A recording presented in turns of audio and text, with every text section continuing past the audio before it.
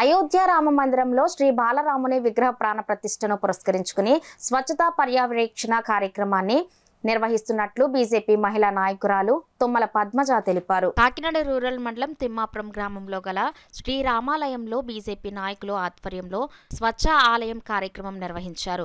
కార్యక్రమంలో భాగంగా బీజేపీ జిల్లా కార్యదర్శి కాళ్ళ ధనరాజు ఆధ్వర్యంలో పార్టీ నాయకులు తుమ్మల పద్మజ, కిసాన్ మోర్చా బోలిశెట్టి రామకృష్ణ, బీజేపీ జిల్లా కార్యదర్శులు Guturu Padma, BJP Mahila Morcha zonal incharge Vishwanathapalli Umamaheswari, BJP జిల్లా మీడియా ప్రతినిధి నాని తుమ్మలపల్లి, పెండెం బాబ్జీ, కర్రి సత్యనారాయణరాజు, చిన్న అప్పాజీ తదితరులు పాల్గొని శ్రీరామాలయంను శుభ్రం చేశారు. ఈ సందర్భంగా పార్టీ నాయకులు పద్మజ, ఉమామహేశ్వరి, కాళ్ళ ధనరాజు మీడియాతో మాట్లాడారు.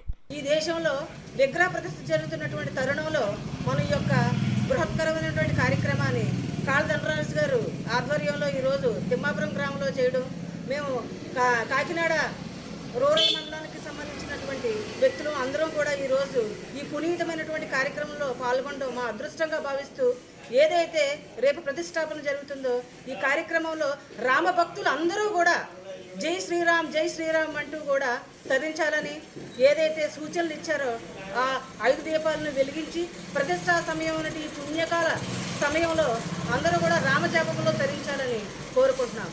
అలాగే ఈ సూర్యవంశం సంబంధించిన రఘురాముడు ఉన్నంత వరకు మనకి, అలాగే ప్రధానమంత్రి గారు మోడీ గారు ఉన్నంత వరకు మనకి ఏ అభ్యంతరం లేకుండాని మనము మరొకసారి దీపావళి రెండో దీపావళి జరుపుకోవాలి అని చెప్పేసి, అలాగే ప్రతి గుడి ముందు దీపాలు వెలిగించుకోవాలి, తర్వాత ఇళ్లలో కూడా దీపాలు వెలిగించుకోవాలి అని చెప్పేసి మనము